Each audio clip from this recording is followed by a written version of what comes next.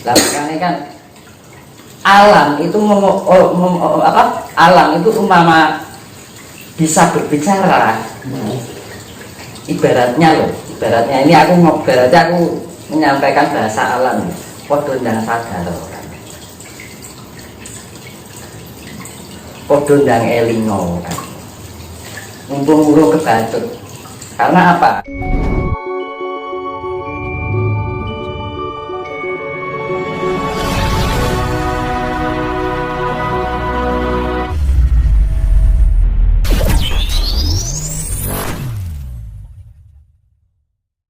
Ya, pertama saya ucapkan terima kasih. Selamat pagi, Rahayu, Om Swastiastu. Untuk pertanyaan masalah ini Bapak kan urip ya Ibu. Ya kenapa ya? Sebenarnya hidup kita sendiri, mengkancanya ada. Sebenarnya hidup kita tuh sendiri, cuma temannya banyak. Ya kan? Misalkan ini, kita hidup satu rumah, ya, punya nasib berbeda-beda, ya. Apa enak wong, ayo untuk rezeki bareng-bareng kan gak mungkin. Anak wong jenenge wong mati kencan alam, gitu. Pastikan sendiri-sendiri, ya kan. Menungso ini nang iki kebetulan iso ana ing ngasane Gusti. Iya kan? Jadi kita juga diberikan hak untuk berusaha. Dan untuk siapa yang untuk kita? Jangan dalam arti berserah berpasrah itu dalam arti kita tidak melakukan apa-apa. Kita juga melakukan apa-apa dalam arti apapun yang akan terjadi kita serahkan pada Sang Maha Pencipta. Bahwa tujuannya apa hidup ini sebenarnya? Untuk pengabdian. Pengabdian pada siapa? Ya pada Sang Maha Pencipta. Kan gitu tujuan yang sebenarnya secara hakiki. Ya kan? Kalau masalah sebenarnya masalah kehidupan itu kan apa ya? Dibilang sampingan atau apa ya?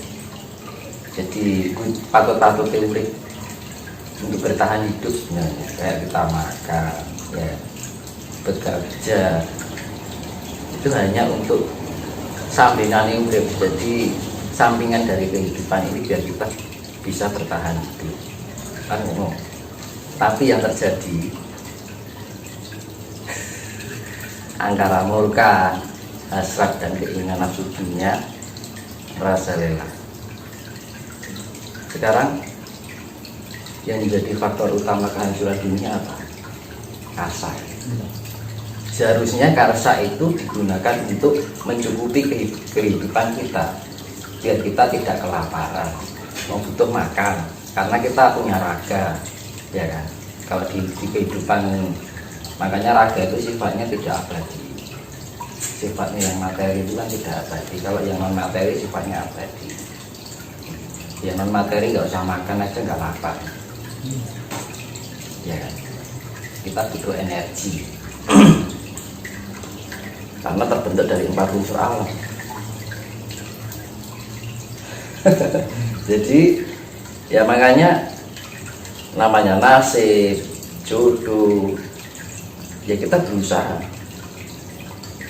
dalam arti berserah itu. Entah apapun yang terjadi, apapun yang keterima banyak ataupun sedikit ya kita terima. Karena apa? Ya namanya kehidupan itu menghindari sifat sambat, nelongso, ngeresulo. Nah itu, ya kan? Akhirnya apa? Rasa bersyukur kita nggak ada.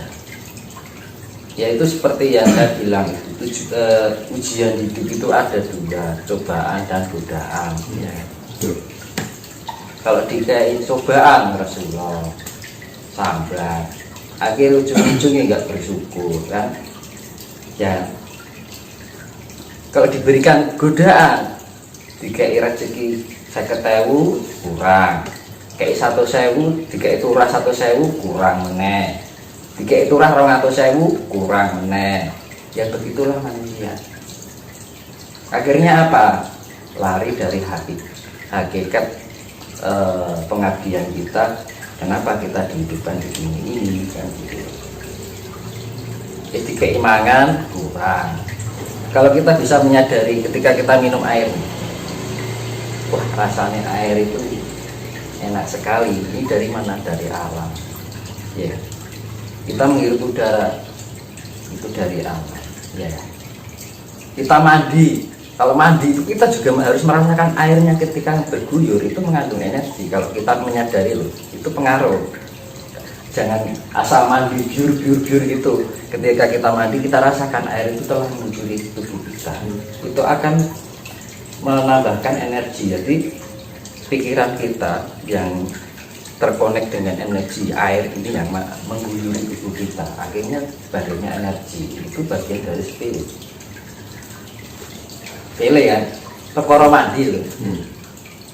Ya. Ngombe iki dirasake, aku iki ngombe banyu. Nah itu. Nah wong Jawa iki ngono kuwi. Ya. Makane wong Jawa nek ngarani rasa pangrasa. Aku ngrasake kopi. Rasane kopi nek ra dirasake nikmat, lah nikmat. Iki padha wae banyu. Nah, kadang-kadang manusia itu sudah diberikan air, diberikan makan dari hasil bumi, diberikan udara, itu pun masih kurang. Sebenarnya sama sang pencipta itu dari 4 unsur itu dihilangi satu aja, kira-kira kita bisa hidup nggak? Ya. Lah makanya kan alam itu alam itu umpama bisa berbicara, ibaratnya ini aku menyampaikan bahasa alam, podo ndang sadar, podo ndang elingo, mumpung kebacut. Karena apa? Keadaan alam, vibrasi alam yang ya menungso anaknya dulu seneng, ya. Tapi nanti akan jadi suatu penyesalan kalau kita nggak segera membangkitkan diri kita untuk mencapai tingkat kesadaran diri kita. Loh, sepele loh, kita minum air itu bagian tingkat kesadaran diri, kita menghirup air itu bagian tingkat kesadaran diri, mandi pun kita dengan air kita rasakan. Ya, sepele loh. Dan itu hal yang sering dilalaikan oleh manusia, babakan adus mandi. Iya kan? Apa pernah adus? Pokoknya biur kita nggak merasakan. Kita kok bisa menjadi bersih ini karena air. Coba nek banyu. Nah gitu.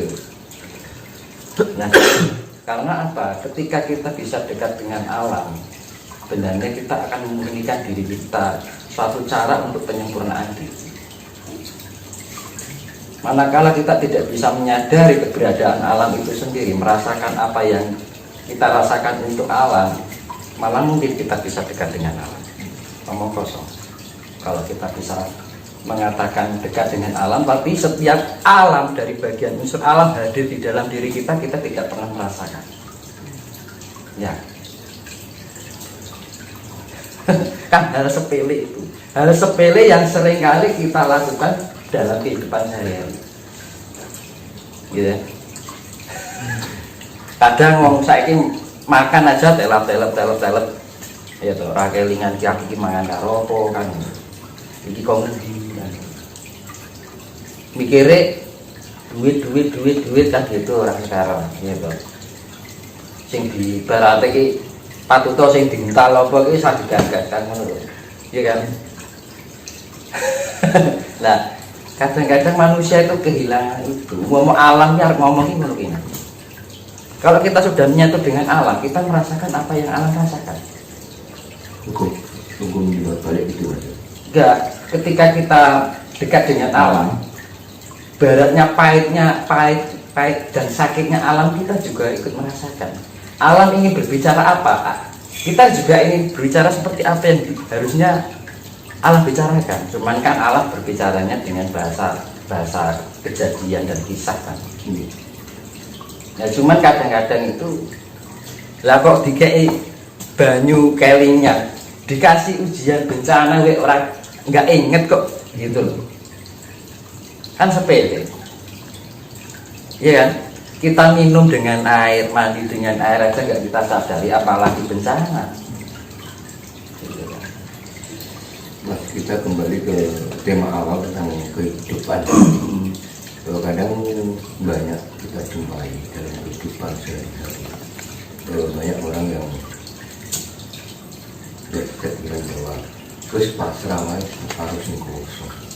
Nah, bagaimana Mas menyikapi dengan sikap tersebut? Hidup ini berproses, ya. Ibaratnya gini, main proses kan produce proses kan gitu lah. Jadi yaitu tadi saya seperti bilang, manusia berhak untuk berusaha, Tuhan yang menentukan, ya kan. Ya, tergantung apa yang kita berikan. Alam itu akan memberikan apa yang kita berikan. Saya ulangi lagi ya, alam akan memberikan apa yang telah kita berikan padanya. Jadi AWD yang kita berikan apa? Kasih sayang. Balik ini kasih semuanya, iya kan? Kita menyadari keberadaan alam ketika kita mandi. Karena apa? Punya rasa kasih dengan air. Karena air itu pun juga mengasihi kita. Keluar dari perut bumi melalui sumber air, ya kan? Diriwangi banyu ado-ado tekan ngisor lemah, gampangane kan ngono. Iya kan? Kita tinggal menancapkan zaman sekarang kita tinggal menancapkan tabung aja udah keluar air. Tuhan itu pakai maha murah kan. Kurang ngopo kan. Ning yang diberi itu tidak enak. Gitu kan. Apa kelingan aja. Kita bikin sumur nih. Ya. Apakah pernah kita mengagungkan kuasa Tuhan? Itu luar biasa. Ya. Kuwi wae lali kan. Menungso iki dundung lali liputan apes, ya kan. Kalau nggak lupa luput, kalau nggak ya apes, itu menungso. Makanya fungsinya kita meningkatkan tingkat kesadaran diri kita, biar kita mawas diri. Ya, fungsinya mawas diri kan gitu. Mawas diri itu ibaratnya itu kita merasakan atau ngerumangsani nek keberadaan alam itu sendiri. Jadi kan manusia sekarang itu inginnya instan, nggak mau berproses. Nah, karena apa? Berprosesnya hanya dilarikan atau diarahkan pada hal yang sifatnya keduniawian. Ya. Tapi untuk hal yang sifatnya pada ketuhanan, kayaknya itu sesuatu hal yang aneh buat orang sekarang untuk mengenal Tuhan. Kan lucu kan? Sama aja kan kita sudah melupakan asal usul kita. Ya. Kalau kita berbicara tentang penyatuan dengan alam, manusia jika mau hidupnya selamat itu harus bisa menyatu dengan alam.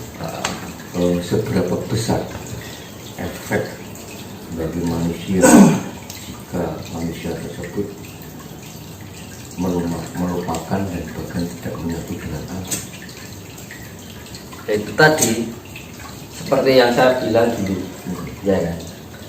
Ibarat ini sepeda pancal, ontel itu, ini ada capnya ya, iya ya. Ketika dia berjalan di lelumpuran, kan kotor nih, ya. Lah, cat ini kan juga termasuk bagian dari luar dari rangka sepeda, ya. Tapi kan sudah melekat, iya kan. Iya. Dan yang kotoran yang sisa-sisa lelumpuran ini kalau kena air pasti hilang lah. Tapi catnya kan enggak. Karena apa? Catnya sudah melekat pada rangka sepeda itu.